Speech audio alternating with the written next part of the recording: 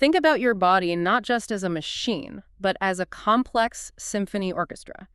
Every single process, from how quickly your heart beats to your mood to how efficiently you handle the carbohydrates from your last meal, is being conducted by this master set of signals. And those conductors, they're hormones. Exactly. They are hormones. And when they are perfectly in tune, providing the right amount of signal at the right time, you don't even notice them.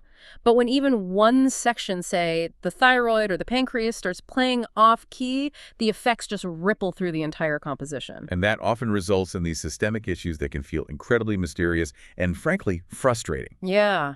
That analogy is perfect, actually, because we are essentially talking about the body's master control systems and their delicate balance. Yeah. Endocrinology is a tremendously dense field. It's all about feedback loops, precise levels, and these complex regulatory axes. For this deep dive, we've taken a massive, high-yield compilation of facts covering every major gland. Metabolism, the thyroid, the adrenals, the pituitary, and bone, the whole stack. The whole thing. Our mission today is to turn this mountain of data into actionable knowledge for you. We are distilling the core understanding of how these major regulatory systems fail and what the key steps are for diagnosis and management. We want to give you that complete, organized insight. The aha moment. That's it, the aha moment, when you realize how one tiny chemical imbalance can lead to this whole cascade of full-body complications.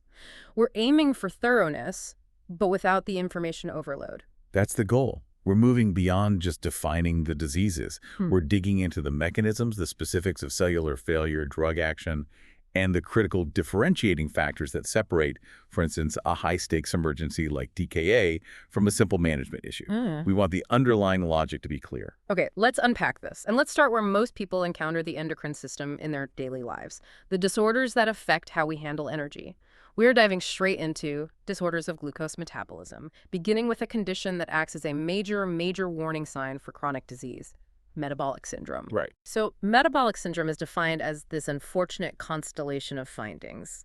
It feels like the medical equivalent of a risk multiplier because it's not just one disease, right? Not at all. It's a cluster of findings. You've got abdominal obesity, insulin resistance, high fats in the blood, high blood pressure, that when you find them together, significantly increase the risk for two major future problems. And those are? Atherosclerotic cardiovascular disease and type 2 diabetes mellitus, or DM. That compounding risk is really the key here. It is. That's the reason we pay so much attention to this syndrome. I mean, the underlying mechanism is complex, but it's incredibly powerful. When you have this cluster of factors, you get this associated chronic, low-grade inflammation, the beginning of hyperglycemia. And the fat tissue itself is actually releasing chemicals, isn't it? Yes, adipokines. And all of that together is thought to increase the risk for these severe long-term conditions. It is, fundamentally, a systemic inflammatory state tied directly to a chronic energy imbalance. To help organize these findings, the source material provides a fantastic mnemonic to remember the clinical presentation. It's the mnemonic, WAIT feat. Let's break that down because it's actually really useful. It covers the 5 main findings that contribute to the diagnosis. Okay. The W stands for waist expanded. This speaks directly to abdominal or visceral obesity. And that kind of fat distribution is particularly metabolically active and dangerous. Right, it's not just any body fat. Not at all. The I is for impaired glucose control. This is the first sign of insulin resistance beginning, where the body cells are no longer listening efficiently to that insulin signal. Okay, so WIH must be hypertension. Hypertension or elevated blood pressure, exactly. Yeah. And the E and T cover the key lipid abnormalities. HDL is low, that's your good cholesterol, so HDL down. And triglycerides are high, hypertriglyceridemia. So if you see a patient with this constellation, even if they appear only moderately overweight, the presence of these factors means their metabolism is already under some pretty severe strain. Severe strain is right. And we need to get very specific about the diagnosis because you can't just suspect metabolic syndrome. There are precise objective criteria. You have to meet at least 3 of the 5 conditions. Exactly. The diagnostic thresholds are precise. Number 1, abdominal obesity. This is defined by specific waist circumference cutoffs. In the U.S., it's typically over 40 inches for men and over 35 inches for women, but these standards do vary by ethnicity. Okay, that's 1. Number 2, elevated fasting glucose. That's a fasting level of 100 mg/dL or higher, or being on medication for high glucose already. 3rd. Number 3 is hypertension, a blood pressure of 130 over 85 mg/dL or higher, or, again, being on blood pressure medication. So it's the reading or the treatment for it? Correct. Number 4 is low HDL cholesterol. So that's less than 40 milli-GDL in men and less than 50 milli-GDL in women. And finally, the triglycerides. Hypertriglyceridemia, a level of 150 milli-GDL or higher. If you hit 3 or more of those 5 objective criteria, you are in that high-risk category, and that should trigger immediate concern regarding future cardiovascular events and the progression to type 2 diabetes. So when a diagnosis of metabolic syndrome is made, what does the treatment protocol look like? It seems heavily focused on prevention, right? We're trying to stop that transition to full-blown disease. The initial and most critical treatment is lifestyle modification. This includes a personalized diet and regular aerobic exercise. But because the risk of cardiac events is so highly elevated, this syndrome is a very strong predictor of heart attack, and stroke mitigation of that risk has to be aggressive. Which means? This almost always means cholesterol management, often with statins, and strict blood pressure control. Crucially, if the patient have impaired fasting glucose, what we often call prediabetes, then therapeutic intervention, maybe starting metformin, must be initiated to prevent the development of full-blown type 2 diabetes. Okay, so that leads us directly to the main event in glucose dysfunction, diabetes mellitus. Our source material defines DM at its core as abnormal carbohydrate metabolism leading to hyperglycemia. Right, which is caused by either impaired insulin secretion or peripheral insulin resistance or, often a combination of both. It is fundamentally a problem with the regulation of fuel delivery to the cells. And we really need to delineate the two main types, type 1 and type 2 DM, because understanding their presentation and etiology is really key to understanding how we manage them. Completely different diseases at their core. Let's start with type 1 DM. It's the less common but often more acutely dangerous form.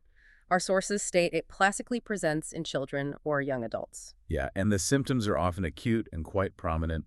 You get the classic triad: polyuria, which is frequent urination, Chlydipsia, excessive thirst, and polyphagia, excessive hunger. We also often see unexplained weight loss, and alarmingly, the first presentation is often in a state of diabetic ketoacidosis, or DKA, a true medical emergency. Now, contrast that sharply with type 2 DM. It's a very different picture. Type 2 classically presents in older adults who are often obese and already showing other components of metabolic syndrome. However, and this is important, the sources emphasize that we are seeing it more and more in children and adolescents, which is clearly driven by the obesity epidemic. And the key initial difference is that type 2 is often silent. Asymptomatic for years. And this silent progression allows all those chronic long-term complications to begin before the disease is even diagnosed. The risk factors for type 2 are clear: a strong family history, sedentary lifestyle, increasing age, and certain high-risk ethnicities. And the underlying cause is where the divergence is absolute. Type 1 is a destructive autoimmune war that's waged on the pancreas itself. Precisely. Type 1 DM is caused by the autoimmune destruction of the pancreatic beta cells, the body's insulin factories. The body mistakenly attacks and destroys these cells, which leads to an absolute deficiency of insulin production. And you can find evidence of this war in the blood, right? The autoantibodies. You can. We find associated autoantibodies, specifically anti-glutamic acid decarboxylase, or anti-GAD, and islet cell antibodies. There are also clear genetic associations with specific HLA types, DR3 and DR4.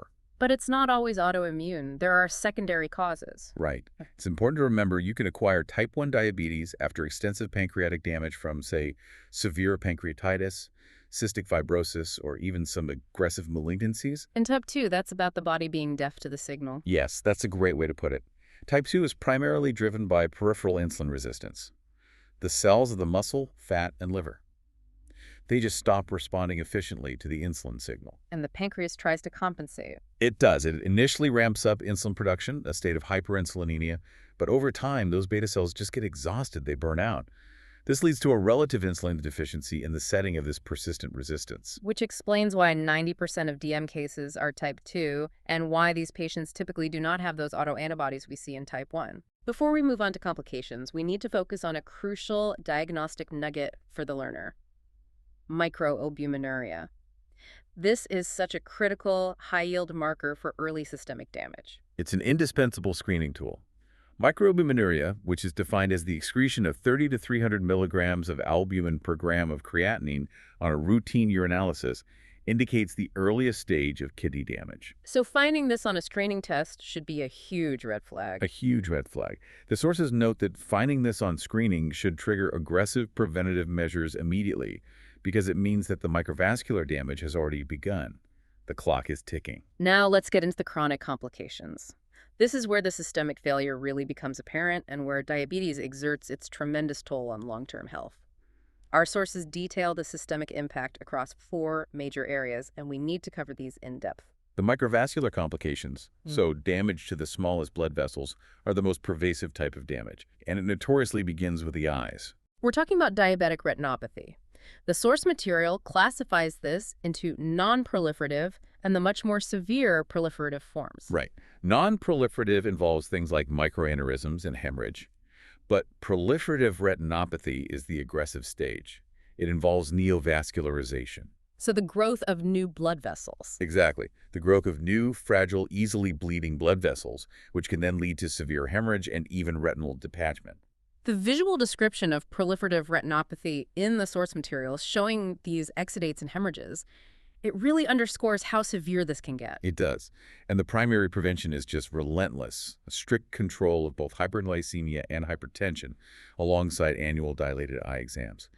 Treatment modalities include anti-VEGF agents, which block the signal that causes the vessel growth, And laser photocoagulation. to cauterize those fragile new vessels.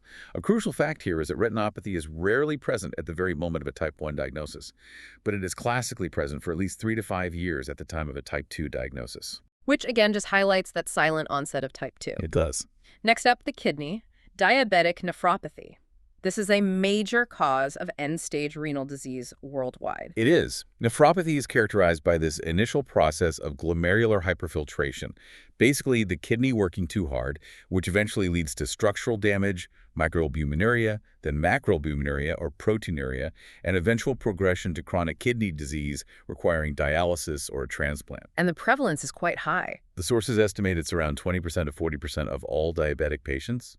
It's a huge problem. And what's the classic unforgettable finding if you were to do a kidney biopsy? If a biopsy is performed, the finding of Kimmel-Steele-Wilson nodules, these classic nodular lesions in the glomeruli, is pathognomonic for advanced diabetic kidney disease. But the clinical focus has to be on prevention. Always. Maintaining strict BP control to less than 130/80, especially when proteinuria is present, and employing ACE inhibitors or ARBs. These are first line because they specifically reduce glomerular pressure, offering renal protection beyond just simple blood pressure lowering. Moving on to the nerves, neuropathy.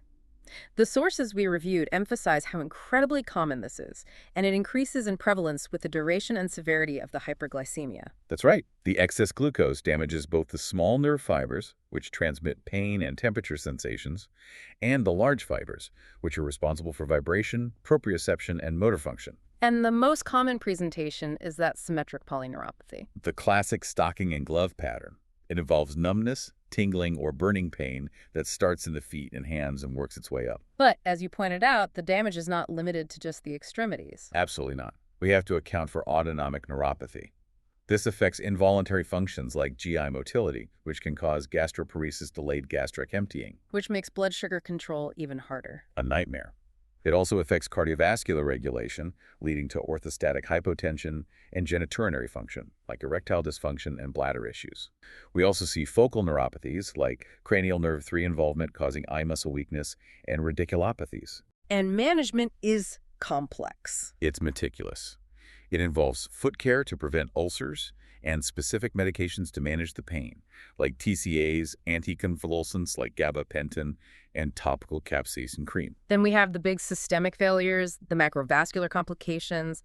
This is where the diabetes risk meets that metabolic syndrome risk head-on. Cardiovascular, cerebrovascular or stroke, and peripheral vascular disease.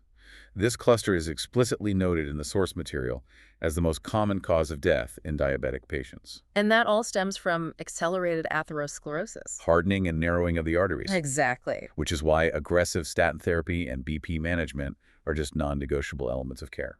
And finally, a very specific and frankly terrifying complication related to treatment, hypoglycemia unawareness. This seems so counterintuitive in a disease defined by high sugar. It's an incredibly dangerous condition, precisely because it removes the body's natural defense mechanism. Normally, when your blood sugar drops too low, the autonomic nervous system releases stress hormones like epinephrine. Which cause those classic warning signs: sweating, tremor, anxiety. Palpitations, exactly. Those are your warning signs. In unawareness, this autonomic response is inadequate or it's absent, often because the patient has had frequent previous episodes of low sugar, which essentially desensitizes the system. So they go straight from feeling fine to not. They progress directly to the neuroglycopenic symptoms, confusion, stupor, loss of consciousness, without any warning, leading to life-threatening hypoglycemia. Given how often type 2 DM is asymptomatic, the diagnosis needs to be strict and it has to rely on precise, objective measurements. What are the 4 objective criteria used to definitively establish a diagnosis of DM? Okay, you need to meet one of the following 4 criteria, and confirmation is usually required on a subsequent test unless the criteria are met unequivocally. So number 1, a random plasma glucose of 200 milli-GDL or higher plus the classic symptoms, polyuria, polydipsia, etc. So high sugar plus symptoms. Right. Number 2, a fasting plasma glucose, which requires an 8-hour fast of 126 milli-GDL or higher. Number 3, a 2-hour plasma glucose of 200 or higher following an oral glucose tolerance test. And number 4, a hemoglobin A1C or HbA1c of 6.5% or higher. And the HbA1c is great because it gives you that average over the preceding few months. It does. It gives you a much better long-term picture. So who should we be screening for type 2 DM given this silent onset? The sources outline a pretty clear strategy. Screening should be considered for patients who are overweight or obese and have additional risk factors, things like hypertension, dyslipidemia, PCOS, a first-degree relative with diabetes, or a history of cardiovascular disease. And for the general population? Generally, screening is recommended for all people starting at age 45, and the protocol is typically to check an HbA1c every 3 years. If the A1c is in that pre-diabetic range between 5.7% and 6.4%, they should be rechecked yearly because of the high risk of progression. So we have the diagnosis. Now for the general health maintenance and management protocol, which the sources emphasize has to be comprehensive. It has to target systemic risks, not just glucose levels. Absolutely. Management starts with the non-pharmacological foundational elements, diet and exercise. Diet should be highly personalized, often with a nutritionist, aiming for weight loss and cutting out saturated fats and added sugars. And exercise. Exercise should be moderate intensity, like a brisk walk or a light jog, for 30 to 60 minutes, 5 days per week. That totals at least 150 minutes weekly. And the cardiovascular risk modification, as we've said, has to be aggressive. Yes. The presence of diabetes is considered a coronary risk equivalent. So, the sources mandate that all diabetic patients aged 40 to 75 should be placed on a statin, regardless of their current LDL cholesterol levels, provided there are no contraindications. The goal is primary or secondary prevention. And for blood pressure management, what's the strict goal? Strict BP control to less than 130 over 80 millimole at Hg is necessary.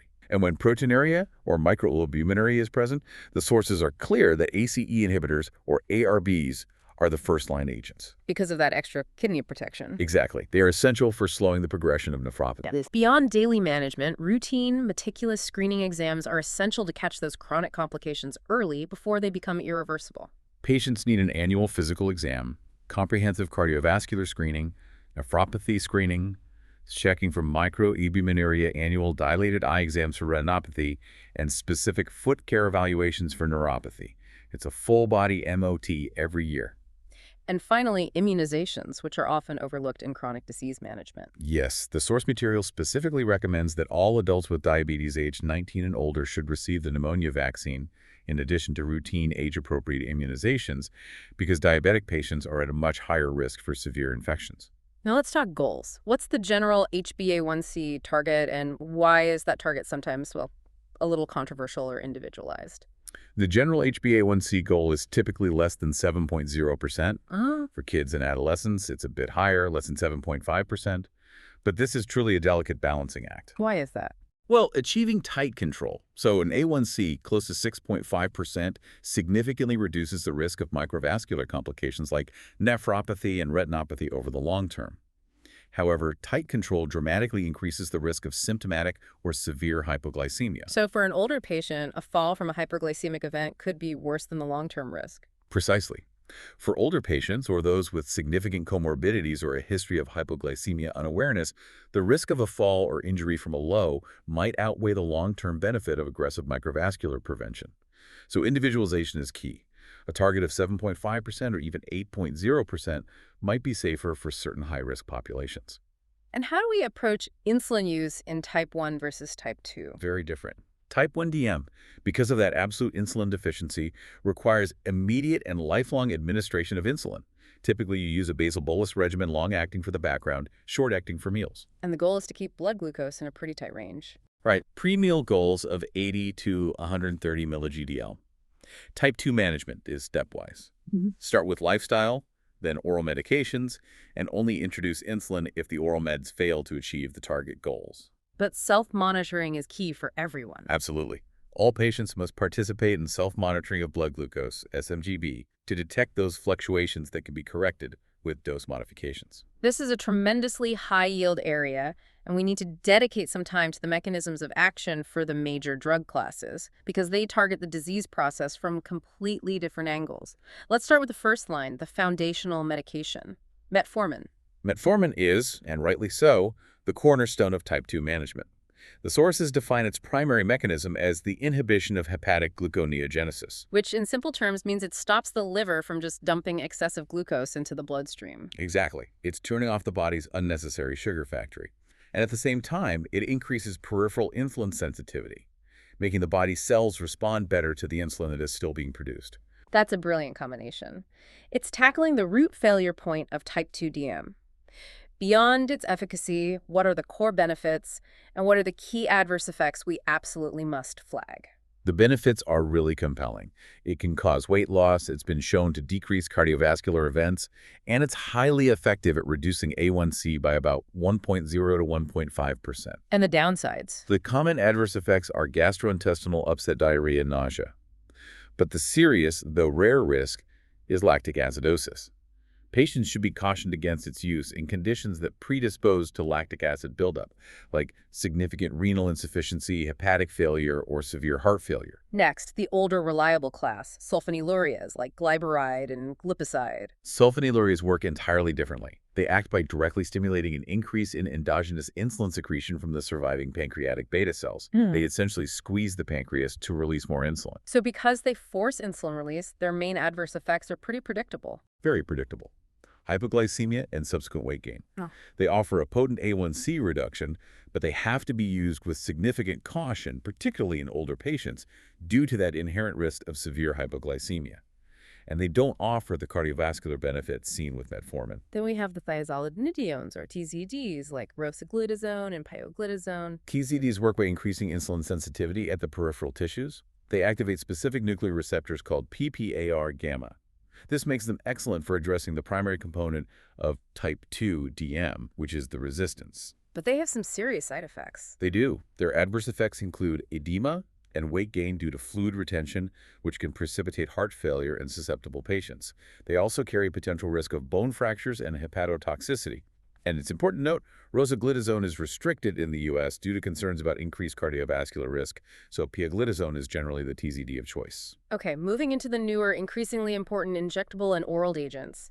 Let's discuss the incretin-based therapies, starting with the DPP-4 inhibitors or the bicliptins. So incretins, like GLP-1, are hormones released by the gut after a meal.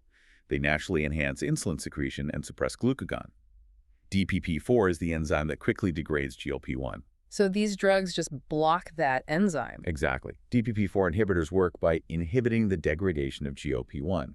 By blocking the cleanup crew, we amplify the natural glucose-dependent effects of GLP-1. Adverse effects are generally mild respiratory infections, rash, and they are weight neutral. And the GLP-1 agonists themselves, the ones like exenatide and liraglutide, these are usually injected and are generating a lot of excitement because of their dual benefit. They are powerful, and they represent a major shift in management. GLP-1 agonists directly act as an agonist on the receptor. This results in multiple systemic effects. They delay gastric emptying, making the patient feel full. Which helps with weight loss. A lot. They also significantly increase insulin secretion, but in a glucose-dependent manner, so the risk of hypoglycemia is minimal. They decrease glucagon secretion, and they significantly decrease appetite. So the adverse effects mostly relate to the GI system. Yes, adverse effects are usually GI-related. Reduced motility, nausea, vomiting, and a potential increased risk of pancreatitis.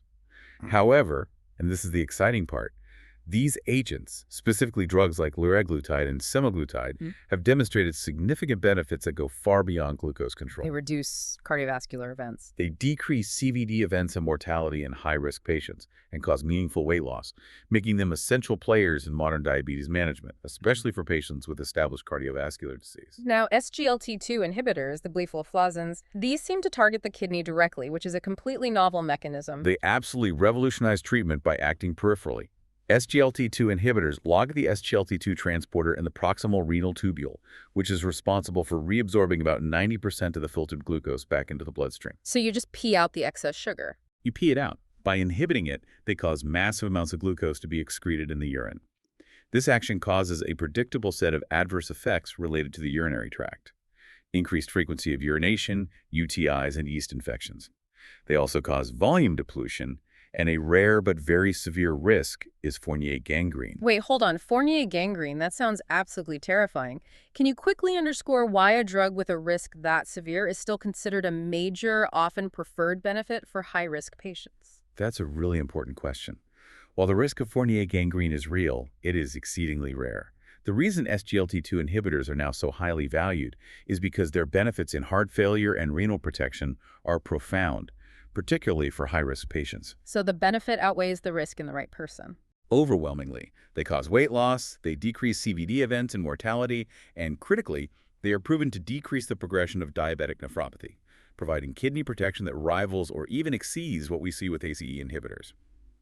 For a patient with type 2 DM and established heart failure or CKD, the evidence is just massive in support of their use, despite the rare risks. That contextualizes the risk-benefit analysis perfectly. Finally, insulin. It's the injectable treatment that gives the greatest A1C reduction and is mandatory for type 1. The key to successful management, according to the sources, is really understanding the timing of the different preparations. The timing is everything. Insulin is given parenterally, and its two main side effects are weight gain and hypoglycemia. The goal of using various preparations is to mimic the body's natural dual-phase release pattern, a steady background basal level and rapid boluses to cover meals. Okay, let's categorize them by how fast they work. Let's start with the rapid-acting, the sprint insulins. This includes Lispro, Aspart, and Glulisine. They onset in 5 to 20 minutes, peak quickly, and are gone in 3 to 5 hours. They are ideal for covering specific meals. Then the short-acting. That's regular insulin. It's a bit slower onset in 30 minutes, peaking in 2 to 4 hours. Less common now for meal coverage because the rapid-acting ones are just better. Intermediate-acting. That's NPH. It peaks later, in 6 to 10 hours, and lasts about 10 to 18 hours. It's often used for partial basal coverage, but its distinct peak increases the risk of hypoglycemia compared to the modern long-acting types. Which are the long-acting, the marathon insulins. Yeah, exactly. This includes Detamir and Glargine. They provide a relatively peakless, sustained basal level of insulin over 16 to 24 hours. They're perfect for maintaining steady blood sugar between meals and overnight, and they minimize that nocturnal hypoglycemia risk. We transition now to the acute, life-threatening complications that demand immediate, precise fluid and electrolyte management: DKA and HHS. Our source material makes it clear that while both involve extreme hyperglycemia, they are driven by fundamentally different deficits and affect different patient populations. Recognizing the difference is a matter of clinical survival. DKA, diabetic ketoacidosis, typically occurs in patients with type 1 DM, those with absolute insulin deficiency. It is precipitated by acute stressors like infections, trauma, or critical events like just not taking your insulin. The symptoms are highly dramatic, often forcing the patient into the emergency room. Severe abdominal pain, nausea, vomiting, small respirations. That deep, labored, rapid breathing. And that unforgettable fruity odor on the breath due to the excretion of acetone. The lab values confirm the pathophysiology. Glucose is usually 250 million AGDL or higher. But the hallmark is a severe metabolic acidosis. So bicarbonate less than 18 and elevated ketones.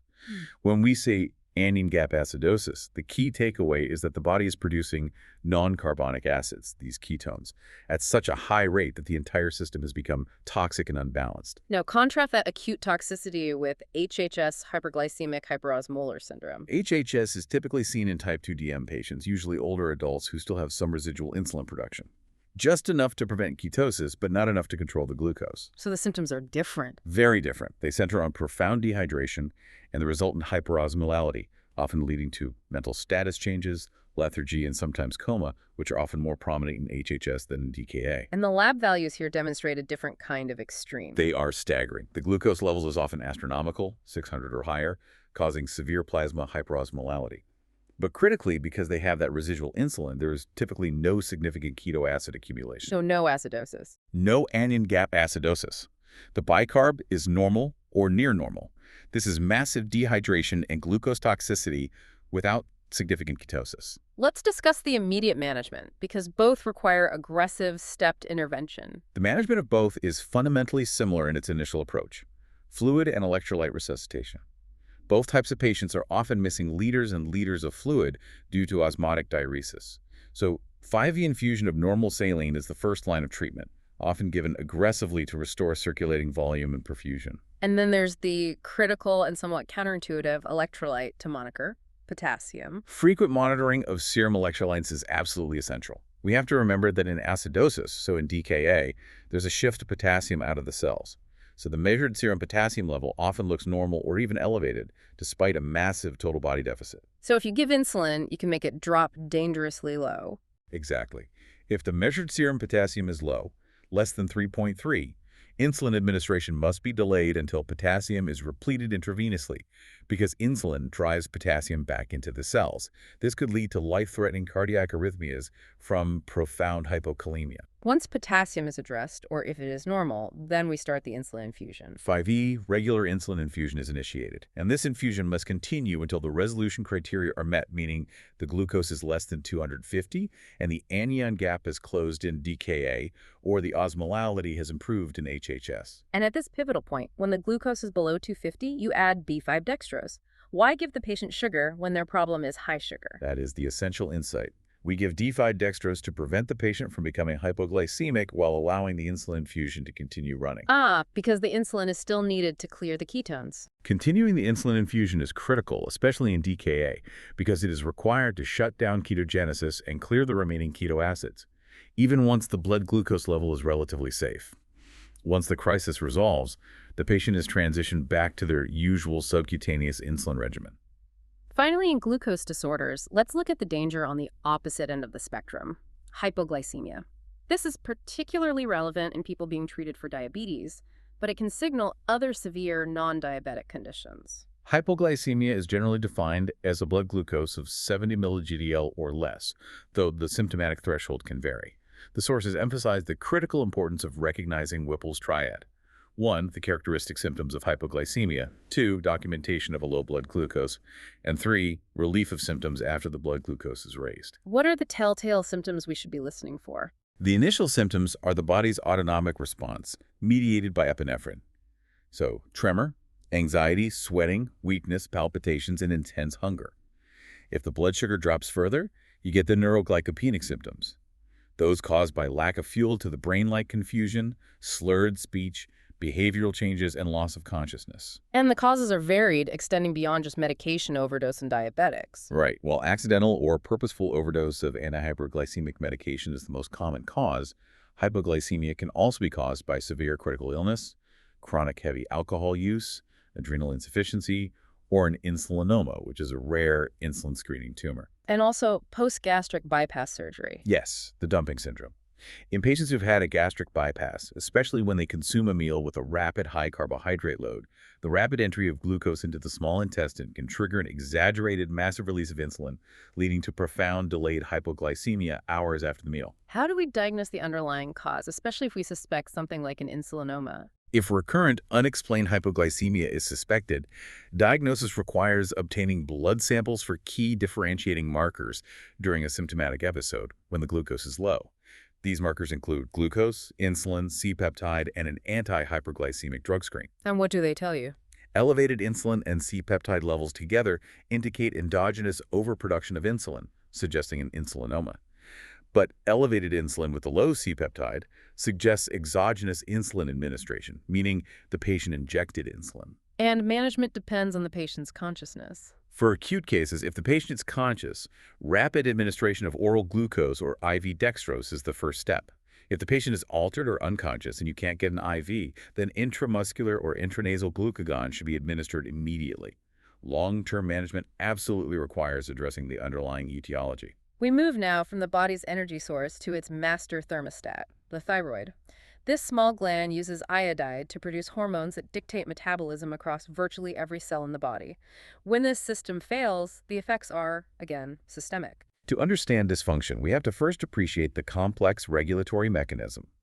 The hypothalamic pituitary thyroid, or HPT, axis.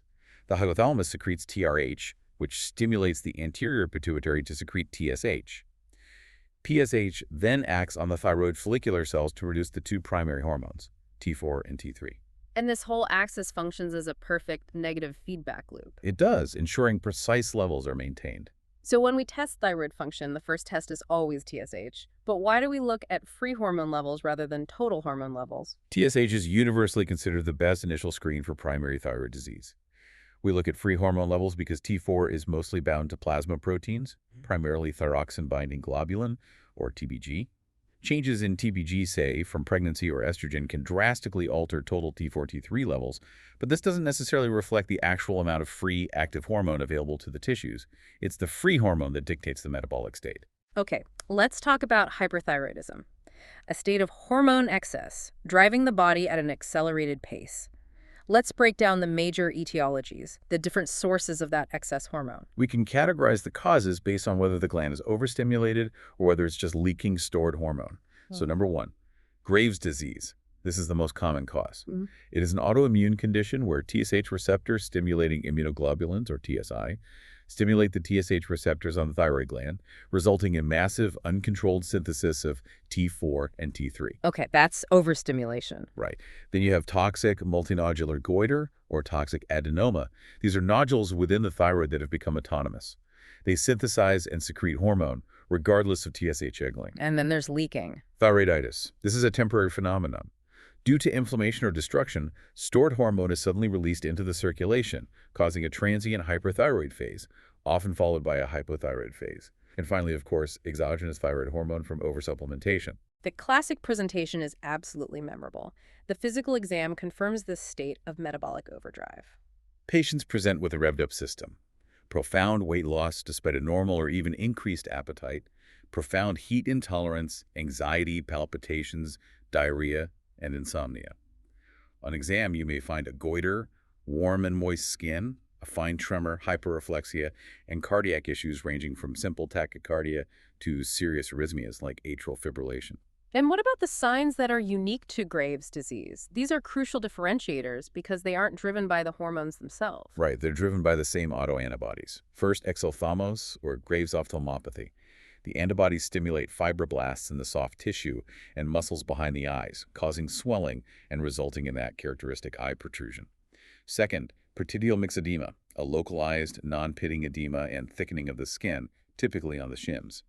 The presence of these, alongside a thyroid bruit, strongly indicates Graves' disease. Diagnosis relies heavily on the radioactive iodine scan to differentiate these etiologies. This tells us why the hormone is high. The RAI scan is the critical tool. In Graves' disease, the entire gland is stimulated, resulting in a diffuse, high increase in uptake of the radioactive iodine. In a toxic adenoma, you see one localized area of increased uptake, a hot nodule. In thyroiditis, where you're just leaking stored hormone, the gland isn't synthesizing new hormone. So the RAI scan shows uniformly low uptake. And treatment involves a three-pronged approach: symptom control, drug therapy, and definitive treatment. Symptom control is the essential first step, achieved with beta blockade. This is the mainstay for managing the peripheral symptoms of thyrotoxicosis, tachycardia, tremor, anxiety, regardless of the underlying cause. And for the antithyroid drugs, the thienamides, the sources make a clear distinction between the two major agents. Methimazole is generally the first-line agent. It impairs hormone synthesis and has a better side effect profile. The alternative is propylthiouracil, or PTU. PTU is reserved for specific cases. It is preferred only during the first trimester of pregnancy due to less teratogenic risk, and it's used in thyroid storm because it has the extra immediate advantage of blocking the peripheral conversion of T4 to the more active T3. We have to highlight the severe adverse effects of these drugs. Both carry risks of rash, but the two most severe are granulocytosis, a dangerous drop in white blood cells, and liver dysfunction. PTU has a specific and very serious black box warning for severe liver failure, which is why its use is so limited. And the final acute crisis, thyroid storm. Thyroid storm is the acute, life-threatening form of thyrotoxicosis. often precipitated by surgery or infection. It presents with extreme symptoms: high fever, delirium, severe tachycardia, heart failure, and shock. Treatment is an immediate, aggressive sequence of actions. Block T4 to T3 conversion, block hormone release, and provide aggressive supportive care with beta blockade and high-dose glucocorticoids. Switching gears to deficiency. Hypothyroidism, the state where the body's thermostat is stuck on low. What are the leading causes of this deficiency? The most common cause worldwide is iodine deficiency. But in iodine-sufficient regions like the U.S., the leading cause is Hashimoto thyroiditis, an autoimmune hypothyroidism characterized by the presence of antithyroid peroxidase, or anti-TPO, antibodies.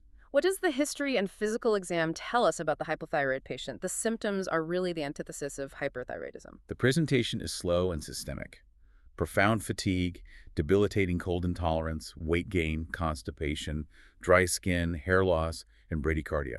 The exam may reveal dry, coarse, puffy skin with non-pitting edema, myxedema, a slow heart rate, and notably delayed relaxation of the deep tendon reflexes. And the severe acute presentation, myxedema coma. Myxedema coma is a state of severe, life-threatening decompensation. It's a true endocrine emergency, often triggered in a long-standing hypothyroid patient by an acute event like an infection. It presents with severe hypotension, profound hypothermia, bradycardia, and often loss of consciousness. It has a very high mortality rate. And the treatment is aggressive. Immediate aggressive management in the ICU with intravenous levothyroxine and intravenous hydrocortisone. The sources strongly advise you must assume concomitant adrenal insufficiency until proven otherwise, because giving thyroid hormone alone can precipitate an adrenal crisis if the adrenal glands are also deficient. Finally, for thyroid disorders, let's talk about neoplasms. Our sources emphasize that thyroid nodules are incredibly common, but the risk of malignancy is quite low, around 5%. So what history and physical exam clues should raise our suspicion for cancer? The history and physical exam provide crucial clues. Things like rapid growth of the nodule, a history of childhood neck radiation, a nodule that is solitary and fixed to surrounding structures, or one that's causing hoarseness from nerve compression. The diagnostic approach is driven by sonographic evaluation. When do we proceed to a fine needle aspiration, or FNA? Sonography is the critical tool. If a nodule shows specific concerning characteristics like microcalcifications, irregular margins, or being taller than it is wide, then an FNA is warranted to get cells for pathology. Let's quickly detail the 4 major carcinoma types, as their pathology, spread, and prognosis vary greatly. Okay. Number 1, papillary carcinoma. This is the vast majority, 75 to 80%. It's famous for 2 histological findings: psammoma bodies and orphan antinuclei. It spreads via the lymphatic system and has an excellent prognosis. Second, Follicular carcinoma, 10 to 20%. The key differentiator from papillary is that it spreads through the blood, the hematogenous route, leading to distant metastases. third, medullary carcinoma. Medullary carcinoma, or MTC, this is derived from the C cells that produce calcitonin. A significant fraction of cases are hereditary and associated with multiple endocrine neoplasia type 2, or MNN2. And finally, the most aggressive. Anaplastic carcinoma. It's rare, less than 2%, but it is highly aggressive. It presents in older patients, enlarges rapidly, and the prognosis is devastatingly poor. We've navigated the chemical messengers of energy and metabolism. Now we shift to the structural integrity of the body, how hormones like PTH and vitamin D regulate the very foundation we stand on, the calcium axis and bone health. The central regulator of calcium and phosphate homeostasis is parathyroid hormone, or PPH. It's released from the 4 parathyroid glands in response to low ionized calcium levels. Its singular goal is to raise calcium. And it does this in a few ways. It acts on the kidney to increase calcium reabsorption and increase phosphate excretion. It acts on the bone to stimulate calcium and phosphate release. And critically, it stimulates the kidney to activate vitamin D. And the active vitamin D then completes the loop. Right. Active vitamin D then acts on the small intestines, significantly increasing the absorption of both calcium and phosphate from the diet. The whole system is designed to keep serum calcium levels incredibly precise. Let's talk about osteoporosis. It's the most common metabolic bone disease, defined by low bone mass and microarchitectural deterioration. Our sources describe a typical patient profile. It most often affects thin, postmenopausal, white, or Asian females, with the risk doubling after age 65. The loss of estrogen after menopause accelerates bone loss.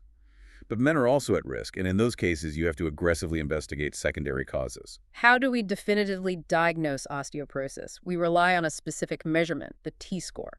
The best initial test is the DICSA scan. Diagnosis relies on the T-score, which compares the patient's bone mineral density to that of a healthy young adult. Osteopenia is a T-score between 1 and 2.5 standard deviations below normal. Osteoporosis is a T-score of 2.5 standard deviations or more below normal. That's the official cutoff. And treatment starts with lifestyle modification. Always. Adequate calcium and vitamin D intake, weight-bearing exercise. The best initial pharmacologic treatment is bisphosphonates like alendronate, which dramatically inhibit the activity of the bone-resorbing cells in the osteoclasts. And the most devastating complication, which underscores the urgency of prevention. The sources are blunt. The hip fracture. It carries a staggering one-year mortality rate of 50% in older adults, making preventative care paramount. Moving to the adrenal glands, the triangle-shaped organs atop the kidneys that manage the body's essential stress response, blood pressure, and primary sex hormone production. The adrenal gland is divided into the central medulla and the surrounding cortex.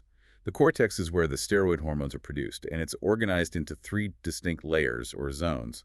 It's often remembered by the mnemonic GFR for the layers, and what they produce: salt, sugar, sex. So glomerulosa, fasciculata, reticularis. Exactly. The zona glomerulosa produces mineralocorticoids, mainly aldosterone, for salt and water balance.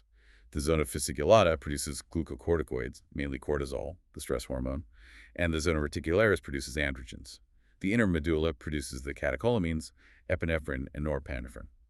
Let's talk about adrenal insufficiency, or AI. It's the inadequate production of these hormones. We divide it into primary and secondary tertiary. Primary AI, or Addison disease, involves direct damage to the adrenal cortex. In the U.S., it's most commonly autoimmune. Primary AI affects both cortisol and aldosterone production. And secondary tertiary AI. This is caused by deficient ACTH production from the pituitary or hypothalamus.